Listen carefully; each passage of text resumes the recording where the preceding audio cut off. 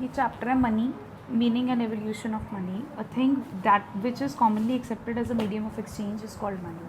कोई भी चीज़ जो कॉमनली एक्सचेंज कर सकते हैं, accepted as a medium of exchange is called money. कोई भी चीज़ जिसको which is commonly accepted as a medium of exchange, मतलब जो मीडियम ऑफ एक्सचेंज है जिससे हम चीज़ों को एक्सचेंज कर सकते हैं, जो चीज़ों को एक्सचेंज करने का एक मीडियम है, उसको हम मनी बोलते हैं। ठीक है, तो a thing which is commonly accepted as a medium of exchange is called money. मतलब कोई भी पर्सन जो है आपके इंडिया के अंदर, आप किसी को कोई भी पैसे दोगे और वो मना नहीं करेगा आगे से तुम्हारे को सामान देने के लिए। ठीक है, तो वो क्या है, एक ऐसा मीडियम, एक ऐसा ज़रिया जिससे हम चीज़ों को एक्सचेंज कर सकते हैं और लोग, हर पर्सन जो है उसे कॉमनली एक्सेप्ट भी कर रहा है।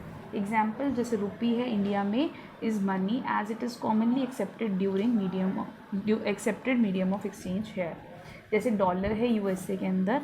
ठीक है, उसके बाद बोल रहा है in olden days goods were exchange for goods. Olden days में, पुराने दिनों में गुड्स जो हैं वो गुड्स के साथ एक्सचेंज किए जाते थे, जिसको हम बार्टर सिस्टम बोलते थे।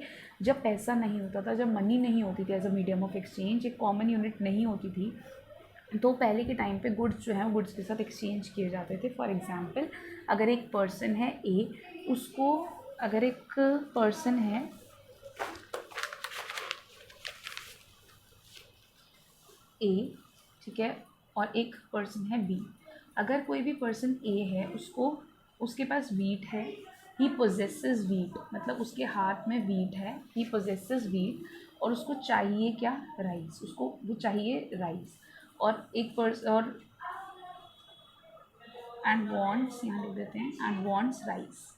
और अगर एक पर्सन बी है जिसके पोजीशन में, जिसके पास राइस है, उसे चाहिए वीट, तो ये आपस में मिलेंगे और चीज़ों में एक्सचेंज कर लेंगे और इनकी वांट जो है वो सेटिस्फाई हो जाएगी। बट इफ़ इन केस अगर ए है, उसके पास वीट है, he possesses wheat and wants shoes, उसको चाहिए शूज़, और बी है जिसके पास राइस है और चाहिए उसे वीट। ठीक है, तो क्या है कि अगर ए के पास वीट एक्स्ट्रा पड़ी है, वो किसी को देना चाहता है और बदले में क्या चाहिए, उसको शूज़ चाहिए।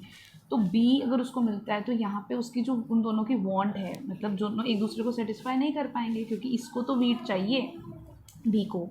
ठीक है, बट उसके पास है ना, उसके पास बी के पास देने के लिए शूज़ नहीं है, उसके पास राइस है, तो वो बोलेगा मुझे राइस की ज़रूरत ही नहीं, मुझे तो वीट चाहिए। तो यहाँ पर एक प्रॉब्लम आ जाती है जिसको हम बोलते हैं डबल कोइंसिडेंस ऑफ वॉन्ट्स। ठीक है, ये एक सबसे बड़ा ड्रॉबैक है किसका, बार्टर सिस्टम का। बार्टर सिस्टम जिसके अंदर हम क्या कहते हैं, जिसके अंदर एक हम कहते हैं कि जिसमें goods were exchanged with goods, जिसमें गुड्स को हम गुड्स के साथ एक्सचेंज करते हैं, वो एक सिस्टम है बार्टर सिस्टम। और उसके अंदर सबसे बड़ी प्रॉब्लम क्या है, डबल कोइंसिडेंस ऑफ वॉन्ट्स की है।